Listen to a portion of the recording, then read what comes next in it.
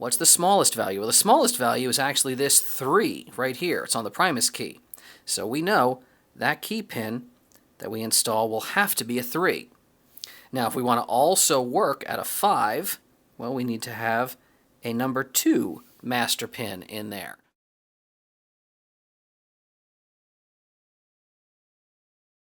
Hey everyone, we're back to our front door again with that Adams Right fixture. Now, we have the Primus key working in this mortise cylinder, but on the other side, we're still stuck with that, kind of cheese ball, rinky-dink Schlage key. Let's do something about that. So, this Primus key, you've been seeing it a lot in these videos with this whole rekeying exercise. We also now have another key. We hinted last time the idea that we're going to make, some of you have already deduced, a master keyed system. Well, I have chosen some additional cuts, and they're just on not a Primus key, they're just on a plain Jane, Schlage SC number 4, a 6-pin, very nice of course, but nothing special, nothing to write home about. I have picked some of those cuts, and they will be for a key that will operate only one lock out of this whole system. This low-level key, this low rung on the totem pole, that is called a change key, if you're curious. Schlage change key is here, and the Primus key is here. Now, this is not going to be a full master keying lab, right? Again, this is not a locksmithing course. If you want to learn about that, there are institutes out in Utah and elsewhere, or, we do get into it during RTA classes a little bit, as a treat on the weekend. But if you're interested in just kind of a quick crash course, you can kind of figure out how this is going to work. We have some key pins, and these are not driver pins. These are mastering pins. Sometimes a locksmith will call them master wafers. They're so skinny. Driver pins and all that hoo-ha, that's going to be up here in the plug, up in the Bible, up out of the plug. So we've got our springs, right? But we're interested in key pins and master pins. Look at the sizes of these bitting depths on the Schlage Primus key and the sort of Schlage change key. Some of them, the change key has a higher depth and the Primus key has a deeper depth. Like in the first position, the change key is a 1, the Primus key is a 7. And how am I measuring that? Well, I'm just measuring it with a key gauge. Make sure, all right, we got a 1, and the next chamber, okay, is a 5, and on and on and on.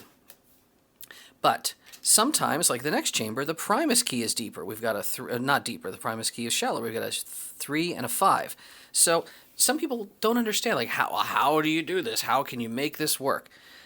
Keep in mind, your key pins have to be the smallest possible size out of any of these positions, right?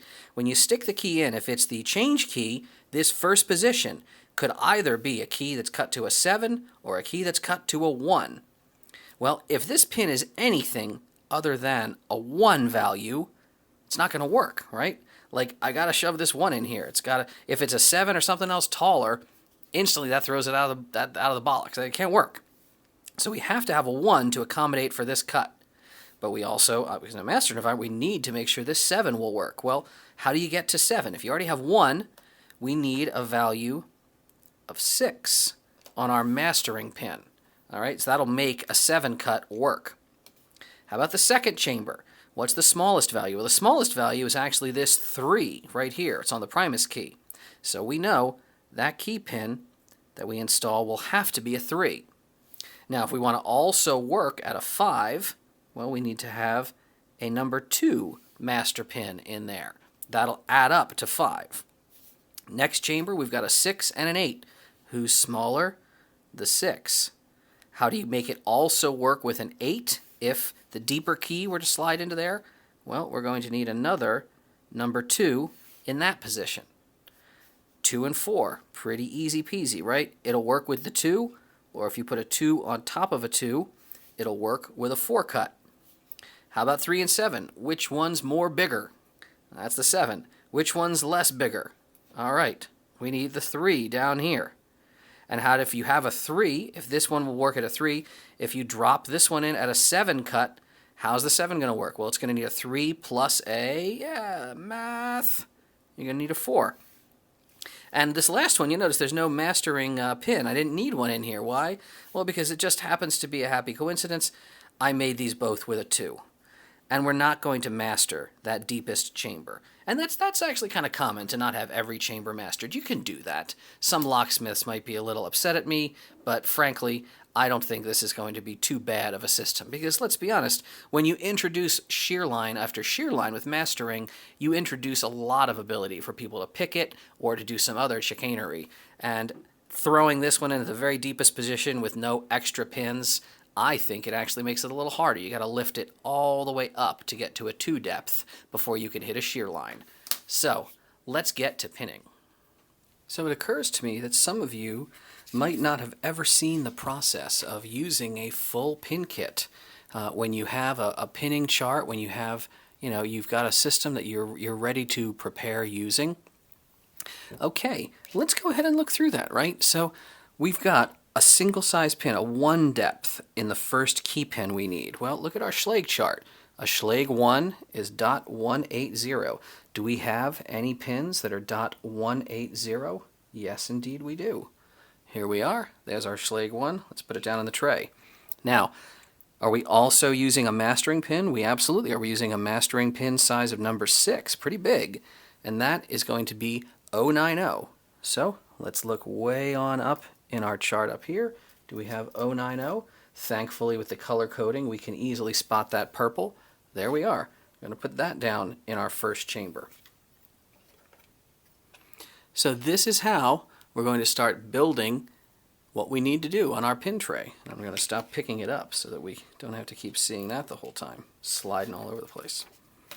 All right, next chamber. We need a 3 and we need a size 2 mastering pin. All right, well, I know that a Schlage 3 is the 210. Use loads of those. And a size 2 is that little pink pancake. That's going to be an 030. Okay.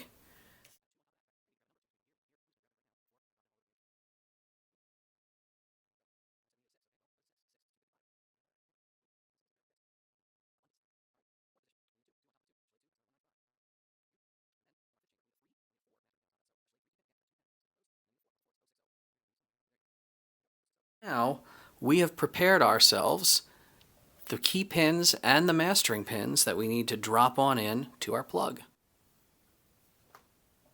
All right, and what did I tell you before about closing up your pin kit? It's not closed until it's closed and locked, because the next person's going to come along, and remember, that next person's going to be fucking you. And they're going to grab this for the next job they need. And it's going to go all over goddamn everywhere. And you are going to be hating life. No whiskey for you if you're the dumbass who does that. It's time to pin up our plug and see if we know what the hell we're actually doing here. Key pins go in pretty easily. Mastering pins can be a little more of a sticky wicket. Now that really tall one, that 6 pin, not so hard. But these little flat guys, right, these little flat size 2 pins, they can get twisted and flipped around. So be careful with them when you're loading them up.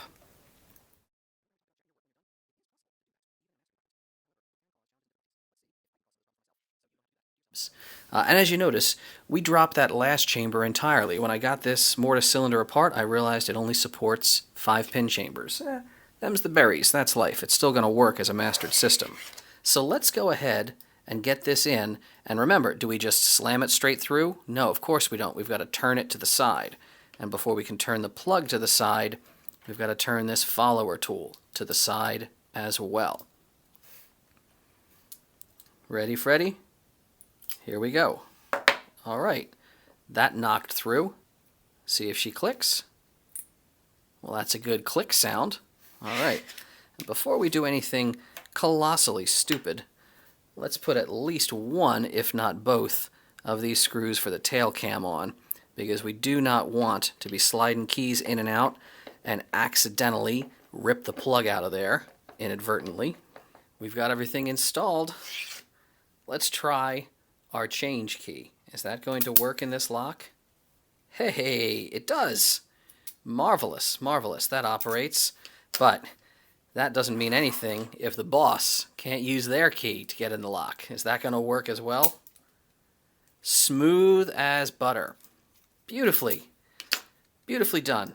Excellent. This calls for celebration. All right, let's get this guy installed. Looking pretty good. Little space to operate right on there.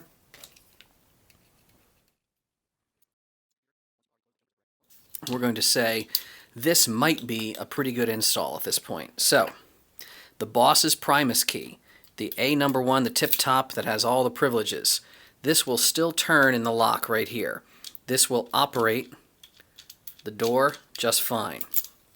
Now, being the boss's key, it should also operate this cylinder, which it does. Excellent, excellent. There we go. But we said we wanted to give an employee additional privilege on the, if this is the, let's say the inside of the door. Maybe that employee needs to be able during warm weather days to go ahead and do a holdback, come around here, lock this open. There we go. And now the door, he could, it could swing freely in the breeze. Everybody's happy. You can prop it open and it's not going to crash into itself. So you have that privilege. Or if somebody does have the hold back open, maybe the employee at the end of their shift, they need the privilege to be able to come around to knock that free and lock the door, so return it to regular latch operation, so that with the dead latch, this won't work. But this employee's key, remember, not only does it not have the bitting for this Primus lock, because it's just a Schlage SC4 from the hardware store, that can't even fit inside the Primus plug. So, pretty nice system, wouldn't you say? Of course, there are a few attacks, there are a few more, tips and tricks that we might be able to give you for something like this. We cover all this and more in Red Team Alliance classes, which we are going to try to start offering online. Here we are on the lockdown and all that. We gotta do something with our time. We can't just sit and drink with our former coworkers in Zoom meetings that other people bomb into. But if you're interested in this sort of thing, if you're interested in master key systems, ways to build them, ways to exploit them perhaps, then feel free to check us out. We're going to really try hard to bring some cool content to you online, not just in my Rinky Dink YouTube channel, but actually bringing some of our classes into the 21st century and delivering them in an online fashion. So stay tuned, maybe find us on Twitter, who knows. But one way or another, we want to get this knowledge out to people who need it. So, cheers to you all, and stay safe out there. In a world where the boss's Primus key opens everything, but this lowly change key serves only a single role, one man will rise above his permissions and learn the bidding of the top master key without taking anything apart. Coming soon to a YouTube channel near you, Privilege Escalation.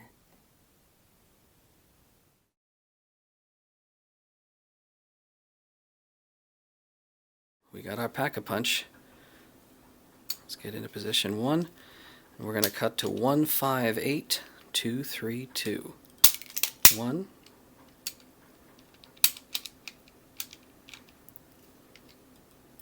5.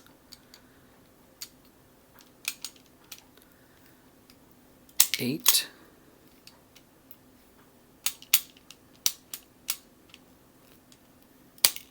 2. 3. 2.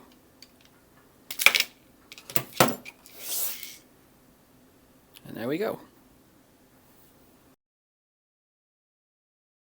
In a world where the boss's Primus key opens everything, but this lowly change key serves... Oh, sorry, I fucked it up. I gotta do it again. All right. We've obviously got a Primus cylinder on the outside. Oh, this stupid fucked up white balance. Just lock. No one has ever wanted auto white balance in the history of fucking ever.